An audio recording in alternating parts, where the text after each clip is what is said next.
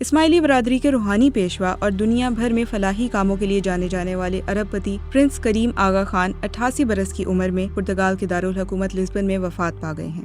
اسماعیلی community کی دنیا بھر میں آبادی تقریباً 1.5 کروڑ ہے، جس میں پاکستان میں 5 لاکھ سے زائد افراد شامل ہیں۔ 1957 میں اپنے دادا کی وفات کے بعد محض 20 سال کی عمر میں پرنس آغا خان موروثی پیشوا اور اسماعیلی مسلمانوں کے 49 امام مقرر ہوئے اور اس طرح آغا خان چہارم کے لقب سے پہچانے گئے۔